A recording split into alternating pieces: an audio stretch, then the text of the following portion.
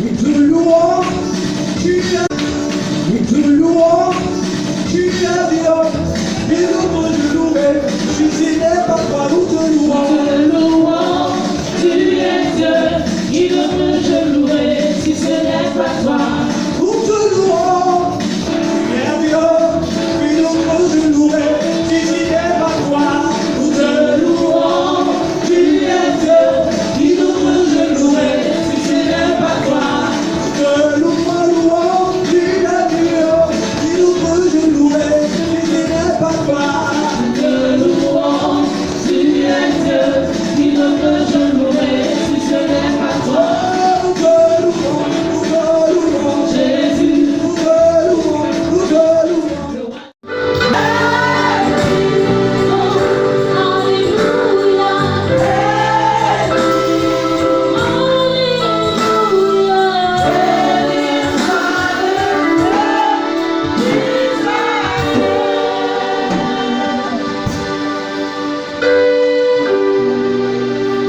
Éternel Dieu d'Israël, nous te bénissons et nous te rendons grâce.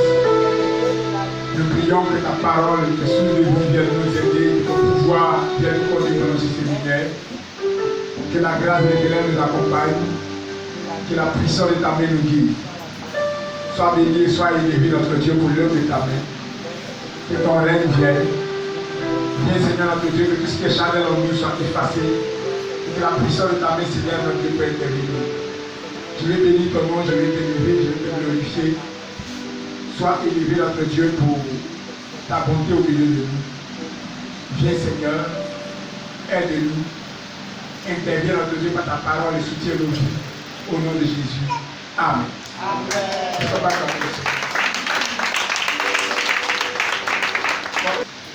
Nous allons lire du verset 1 et nous allons arrêter au verset 18.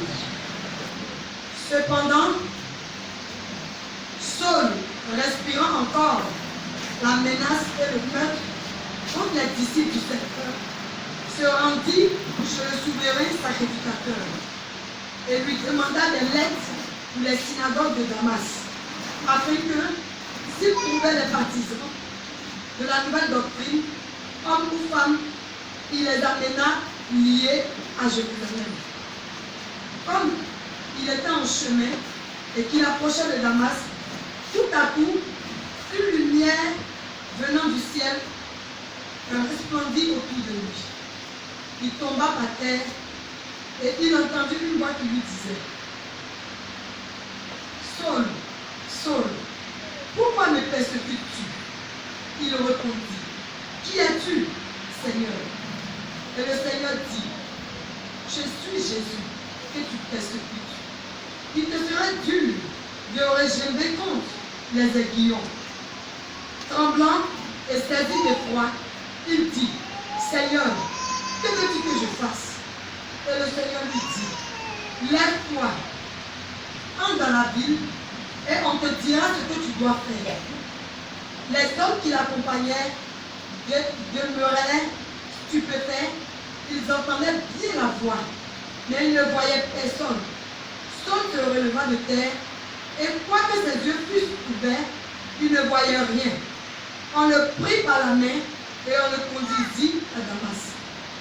Il resta 3 jours sans boire et il ne mangea ni ne but. Or, il y avait à Damas un disciple nommé Ananias. Le Seigneur lui dit dans une vision: Ananias. Il répondit: Me voici, Seigneur. Et le Seigneur lui dit: Lève-toi, va dans la rue qu'on appelle la droite et cherche dans la maison de Judas un nommé Saul de Tarse.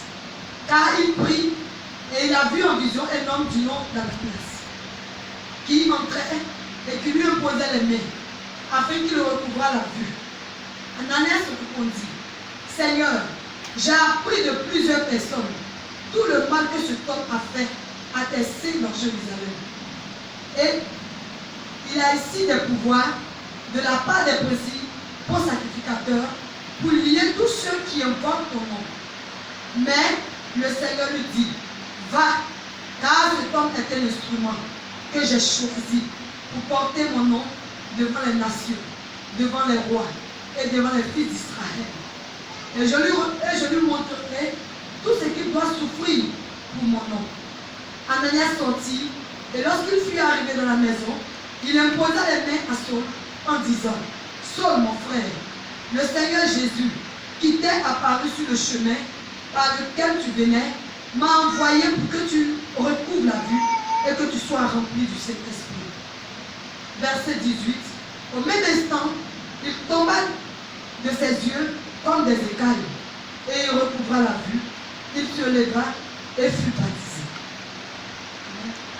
Alléluia. Alléluia. Ce verset 19 dit, et après qu'il eut pris des forces, il a nourriture, des forces lui revint. Alléluia. Alléluia. Nous allons partager ensemble l'histoire de la conversion de cet homme qu'on appelle Saul. Saul de Tarse. La Bible dit que cet homme était un homme très instruit dans la loi de Dieu. Il était très instruit dans la Torah et selon l'histoire de l'Église, Saul de Tarse était un grand docteur qui a étudié à l'école de Gamaliel. Et cet homme-là était vraiment un homme instruit, un érudit de la parole. Mais en son temps, il croyait servir Dieu en persécutant l'Église, en attrapant les chrétiens, ceux qui invoquaient le nom de Jésus, pour les faire tuer. Et quand nous lisons le livre de Actes, on voit que le jour où Étienne a été le premier martyr de l'Église, Saul de Tarse était présent. Il avait sa caution pour le meurtre d'Étienne. Mais tout ça sous le couvert de servir Dieu. Et Saul de Tarse, dans son zèle, est allé voir les souverains sacrificateurs pour prendre une lettre, une autorisation, pour aller jusqu'à Damas, pour traquer les chrétiens, pour les faire emprisonner, afin que l'évangile puisse véritablement s'arrêter. Et c'est sur le chemin de Damas, dans cette expédition-là, que le Seigneur va se révéler de manière miraculeuse à ce Saul de Tarse. Et la Bible dit que pendant qu'il était en chemin, tout à coup, une lumière venant du ciel va éblouir tout le monde.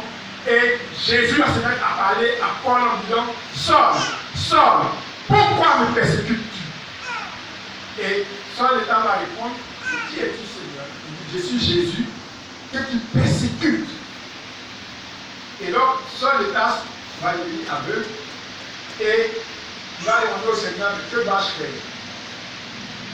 Le Seigneur va lui dire, va dans la vie, on te dira ce que tu devras faire. Donc le Seigneur va prendre le soin de se révéler à Ananias, à qui va dire, va dans tel endroit, tu rencontreras cette personne de Tarse qui est devenu mon serviteur, va et plus lui. Et Ananias va obéir à la voix de Dieu, il va aller, il va rencontrer Saul de Tarse, il va oublier pour lui, il a vu que les éclairs vont tomber de ses yeux et il va être rempli de cet esprit.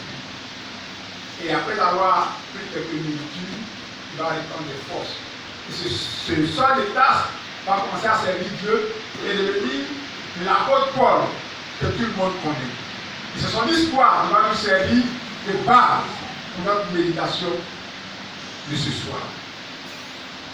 Saul de Tarse était un érudit de la parole. Quelqu'un qui aimait les choses de Dieu selon la loi juive. Quand nous étudions, nous parlons de l'histoire de l'Église. Saul était un grand docteur en théologie. Et sa grande connaissance l'a conduit à servir Dieu, mais dans le mauvais sens. Aujourd'hui, beaucoup de Sauls de Tarse existent dans nos églises. Certaines personnes aujourd'hui persécutent le Seigneur sans le savoir. Certains chrétiens font ce qui est mal aux yeux de Dieu en pensant servir Dieu. Parce que ils ont lu la Bible, ils comprennent la Bible à leur manière. Certains même s'opposent à l'œuvre du Saint-Esprit dans l'Église en croyant servir Dieu. Certains s'opposent par exemple aux prophéties dans l'Église en croyant servir Dieu. Et certains même vont un peu plus loin parce que les Sauls de Tarse, il y en a de plusieurs sortes. les sols de tasse qui sont au sommet de la hiérarchie chrétienne, et il y a les sols de tasse cachés à l'intérieur de chaque chrétien. Sol de tasse, Jésus, quand c'est arrivé à lui, il a appelé pour dire Saul, pourquoi me persécutes-tu? Beaucoup de chrétiens sont dans l'église, mais ils persécutent Jésus sans s'en rendre compte. Quand tu es dans l'église, et que les choses de l'église ne t'intéressent pas, quand tu es dans l'église, et qu'on parle d'évangélisation, toi, ça ne t'intéresse pas. Tu es dans l'église, c'est toi qui es tout le temps en train de critiquer pour détruire la foi des jeunes chrétiens qui viennent d'arriver, qui est un sol de tasse, qui est en train de persécuter Jésus sans t'en rendre compte. Et il faut que Jésus te rencontre sur le chemin de Damas, pour que les écailles sur tes yeux tombent. Alléluia. Beaucoup d'églises sont dans l'église. Et soit les tasses est caché à l'intérieur d'eux. Ils ont allé un talent pour servir Dieu. Ils peuvent chanter à la gloire de Dieu. Mais ils persécutent l'église en refusant de mettre ce talent au service du Seigneur. Tu es dans l'église. Les responsables quand tu dois prier intercéder, vous voulez dire prier. Tu refuses. Tu es persécuteur de l'église. Et c'est toujours toi. Tu es là qui dit depuis là, l'église n'évolue pas. Les choses n'avancent pas. Alors que le seul état qui est en toi est en train de persécuter Jésus sans que tu ne t'en rendes compte. Alléluia. Et ce seul état est allé tellement loin dans sa persécution qu'il avait même fait une lettre de recommandation. C'est-à-dire une lettre pour aller persécuter, c'est-à-dire pour aller freiner ceux qui veulent servir Dieu. Et beaucoup, c'était dans les églises. On est lettres comme ça pour freiner ceux qui veulent servir le Seigneur. Quand quelqu'un est un peu zélé, il veut s'engager dans quelque chose. Parce que tu es ancien dans l'église, il va te donner des petits conseils. Hein? Ici, là. Ici, là. Tu ne connais pas les choses qu'il faut demander. Hein? Si tu t'es mis là-bas, là, tu vas avoir plein de problèmes. Ce n'est même pas la peine. Tu as venu la prière les dimanches, tranquillement, tu finis ta prière et tu rentres à la maison. C'est comme ça que les choses se passent ici. Sinon, si tu t'es abusé, là, il y a des problèmes. Tu es seul des tasses. Tu ne veux pas persécuter l'église de Dieu. Tu ne veux pas servir Dieu, tu refuses que les autres servent le Seigneur. Et la Bible dit que cet homme-là, il était rempli de zèle pour persécuter l'église de Dieu. Vous savez, quand Saul faisait ces choses, il n'avait pas conscience que c'était Jésus qui persécutait. C'est quand le Saint-Esprit est descendu sur lui que la voix du Seigneur s'est fait entendre. Il dit Saul, pourquoi me persécutes-tu? Je prie que pendant ce séminaire, que Dieu se révèle à quelqu'un pour lui demander pourquoi me persécutes-tu? Je prie que Dieu ouvre tes yeux pour que tu comprennes ce qui est en train de freiner l'œuvre de Dieu, qui est en train de persécuter Jésus. Parce que tant que tu n'auras pas compris ça, tu ne pourras pas te lever pour le Seigneur. Vous savez, Saul de Tarse ne peut pas servir Dieu parce que pour lui, il pensait qu'il servait déjà le Seigneur. Et beaucoup ici ne peuvent pas servir Dieu efficacement parce qu'ils pensent qu'ils sont au service de Dieu. Et ce qu'ils sont en train de faire là, Dieu les approuve, Dieu est d'accord avec eux.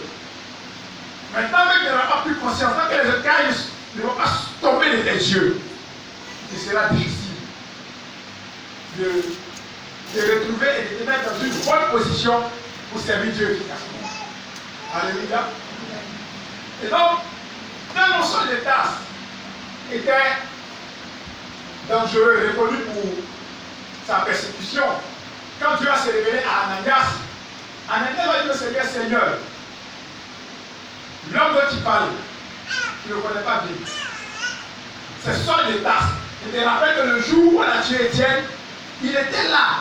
Et même les nouvelles sont parvenues aux chrétiens que Saul de Tarse avait une lettre pour attraper les chrétiens pour les faire mettre en prison. Donc Ananias dit au Seigneur, donc c'est moi qui vais le livrer dans la main de Saul. Seigneur, je sais que tu sais tout, mais cette fois-ci, là, on va essayer de te trouver. Parce que Saul est venu avec une lettre. Et s'il m'attrape, ça peut me mettre en prison. Et Jérémie dit non, je l'ai touché les limites de ses limites. Beaucoup de gens sont dans l'église. Et leur comportement, leur manière de faire, empêche même certains responsables de s'approcher d'eux pour leur proposer quelque chose. On a besoin des responsables faire quelque chose. On te voit bien. On va s'empêcher de t'approcher avec toi. Mais on sait déjà que ta réaction, ta manière de faire, par ton comportement bizarre, Parce que dit, ah, ça s'approche là, ça peut vous clasher en même temps. Alléluia. Amen. Alléluia. Et c'est même peut-être quelque chose que c'est là.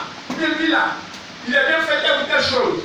Mais ton comportement fait que la personne ne peut pas s'approcher de toi parce que quand elle va venir te dire que le Seigneur m'a dit que tu as tel talent fait temps, c'est ce que tu vas lui dire.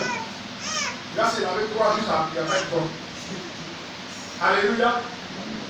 Alléluia. Amen. Je souhaite que votre attitude permette à Dieu de nous utiliser pour sa gloire. Faisons tomber les écailles qui sont sur nos yeux.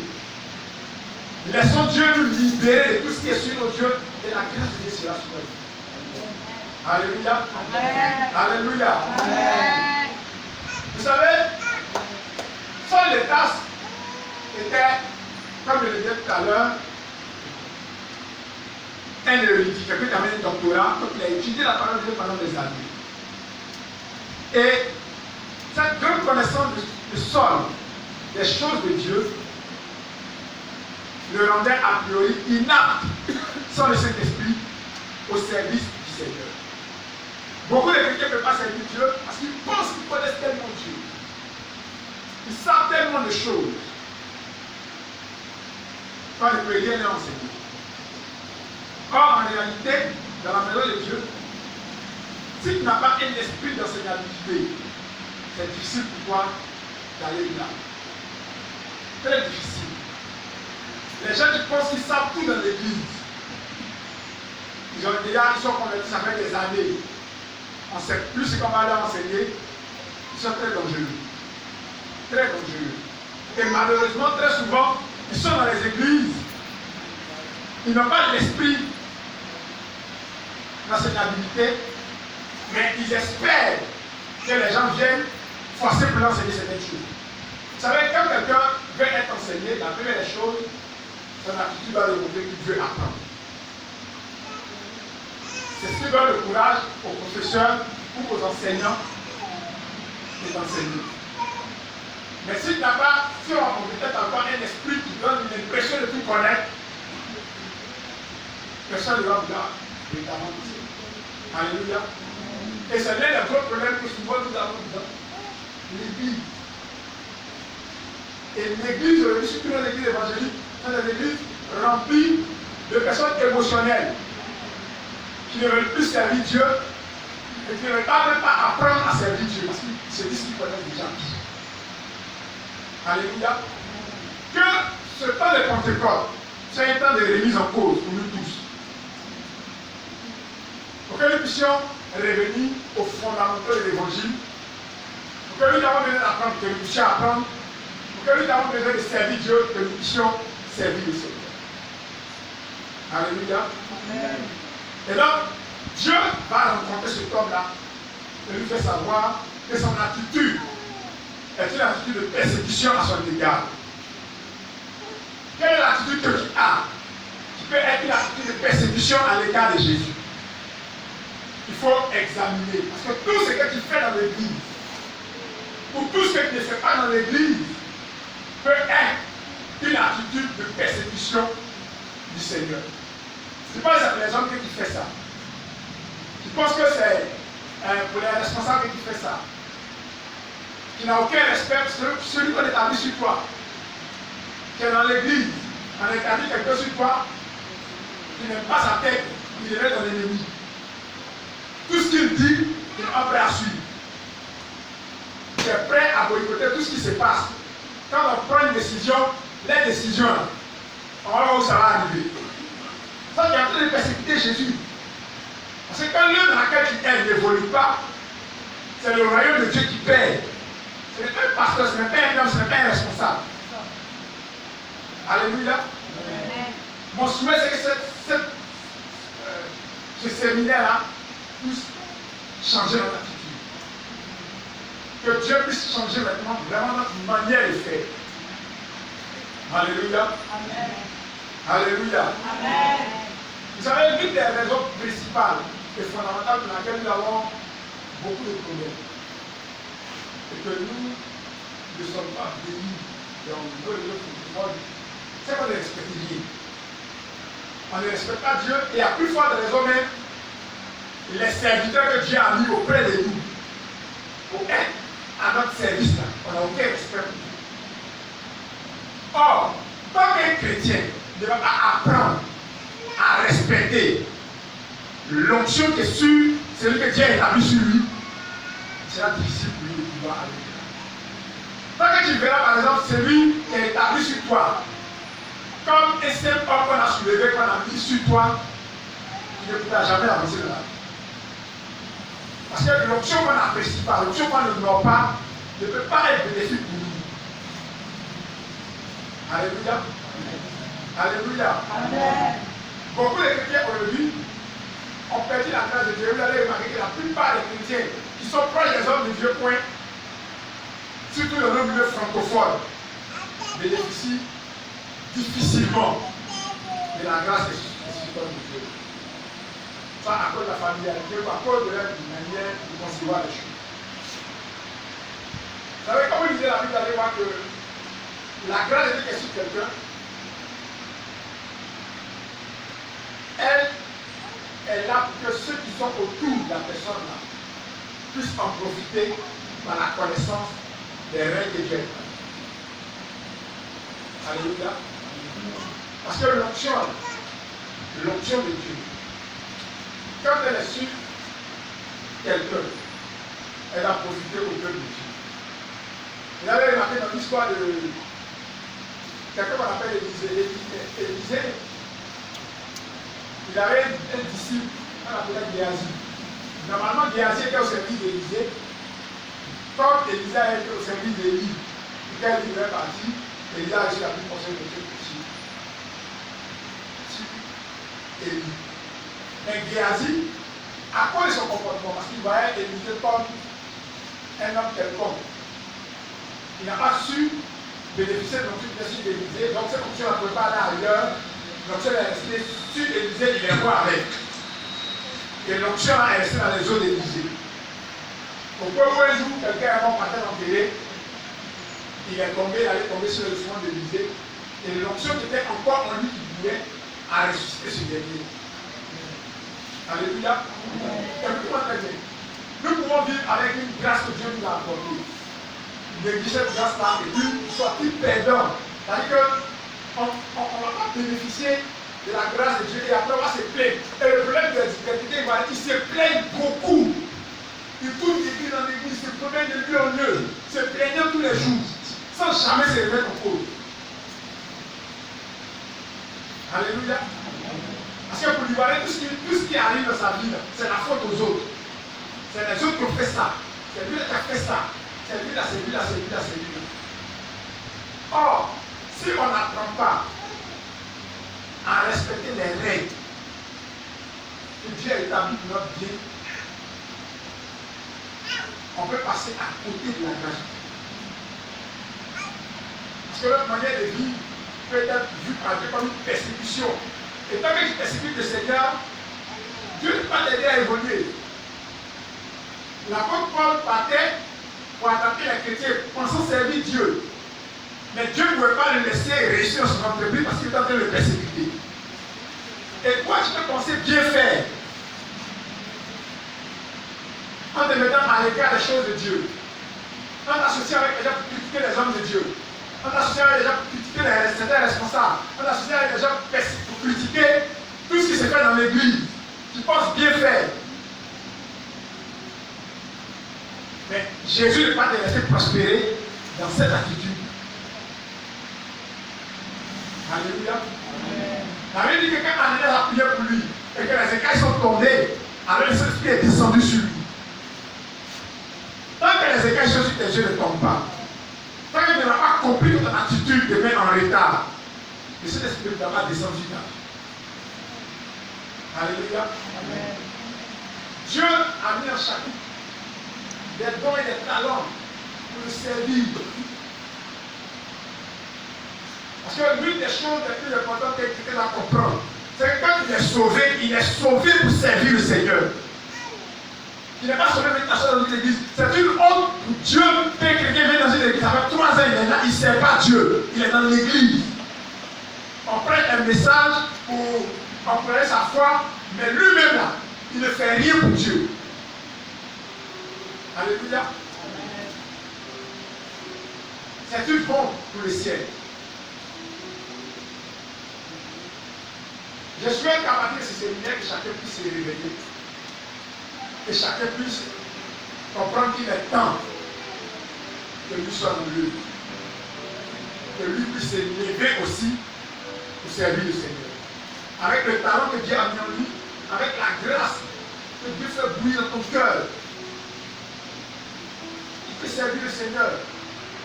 Je l'ai dit, on n'a pas besoin seulement, on n'a pas besoin de dire aux gens qu'il y a un jeune dans l'église, peut-être qui jeûne. Tu peux servir Dieu en gênant pour l'église, en gênant pour le pasteur. Beaucoup de nos pasteurs en Côte d'Ivoire meurent parce qu'il n'y a personne pour les soutenir. Comme par lui, il est loin. Lui, Dieu a mis là, il n'a pas besoin de quelque chose. Alléluia.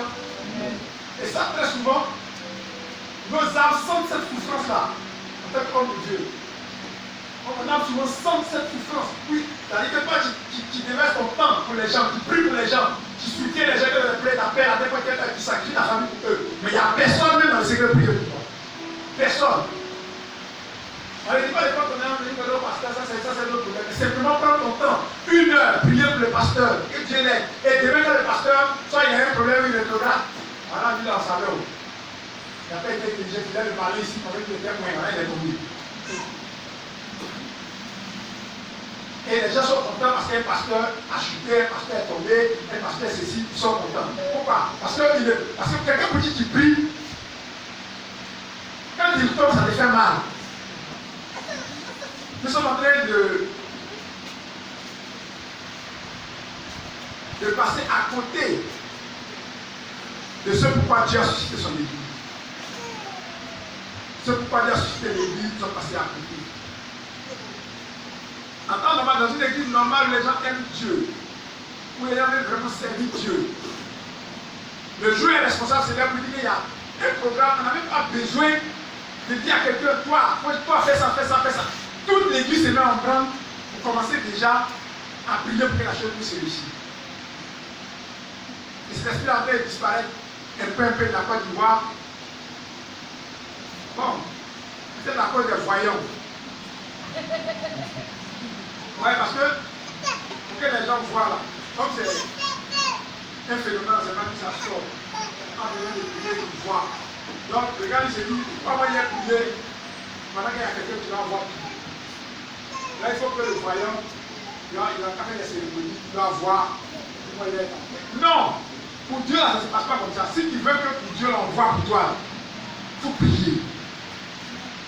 Alléluia. Si tu veux que tu viens à un programme et puis on va voir, c'est-à-dire que par voyance de l'autre côté là, voir pour Dieu où Dieu va voir. Il faut que toi-même tu pries. C'est ta prière que tu as fait à la maison. C'est ça que Dieu va utiliser pour dire, toi c'est serviteur que telle personne a prié comme ça, a fait comme ça, a fait comme ça, a fait comme ça, et puis le Seigneur va t'aider à prier. Alléluia. Alléluia. Il y a des chrétiens qui précipitent tellement le Seigneur. C'est-à-dire que lui, il ne prie pas à la maison. Et quand il vient à un programme, quand on n'a rien vu sur lui, l'autre il n'est même pas où il n'a rien vu sur moi. Bon, l'homme ne peut rien voir, c'est Dieu qui voit et puis communique aux gens. Maintenant, si Dieu lui-même qui voit, il devait aller demander. Dieu a fait comme ça. Alléluia. Alléluia. Amen. Je voulais que le Seigneur vraiment nous aide. Pour que les sols de place soient cachés à l'intérieur de nos âmes, puissent rencontrer Jésus sur le chemin de Damas. Tu sais pas dans ta vie combien de sols de tasses se trouvent cachés. Dans la vie de certains, il y a au moins deux types de sols de tasses qui sont cachés. Ils sont tout mélangés dans leur vie. Il faudrait qu'aujourd'hui, jusqu'à ce que le Seigneur prenne fin, que les différents sols de tasses qui rencontrent le Seigneur sur le chemin de Damas. Alléluia. Nous allons terminer où tu vas prier. Tu vas demander à Dieu de débusquer les sols de tasses et de les faire sortir de ta vie. Là, c'est ta prière personnelle qui va t'aider. Et puis ensuite, on va poursuivre le séminaire. Parce que cette prière importante va déterminer la suite de notre séminaire. Que le Saint-Esprit descende dans nos vies ici le vendredi. Jusqu'au dimanche. Donc prie le Seigneur, s'il te plaît. Prie le Seigneur. Que le sang des tâches cachées dans ta vie soit débusqué au nom de Jésus-Christ de Nazareth. Éternel, mon Dieu, mon Père, je prie que la débusson des tasses cachées dans tes pères soit brisée, soit chassée. Je prie que ta lumière éclaire dans mon âme, ta lumière éclaire dans mon esprit, ta lumière éclaire dans tes pères, oh Dieu, dans ma vie. Que le sang des tasses cachées en moi, dans mon Dieu, sorte maintenant. Oh Père, que le nom de ta puissance, une lumière, oh Dieu, s'élève du ciel sur ma vie. Une lumière s'élève du ciel dans mon âme. Et que notre Père, tu sois les tasses en Dieu soit dévoilé. Oh Père, tu prennes conscience, oh Dieu, que c'est toi qui persécutes. Et qu'il arrête cette persécution en nous, se met dans ton service. Éternel, éternel, éternel, éternel. Éternel, éternel, éternel, éternel. Que ton sang précieux coule dans ma vie. Que ta grâce coule dans mon âme. Que la puissance de Dieu s'élève maintenant. Donne-moi de prendre conscience et de m'élever. Donne-moi de prendre conscience et de m'élever.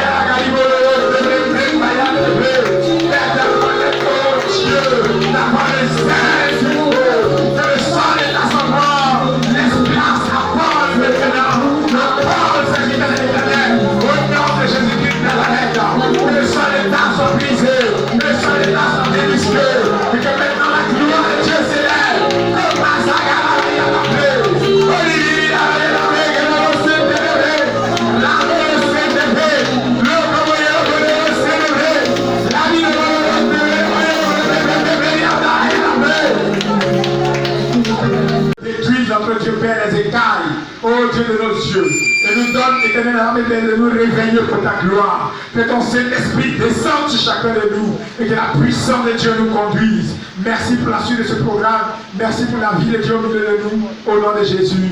Amen.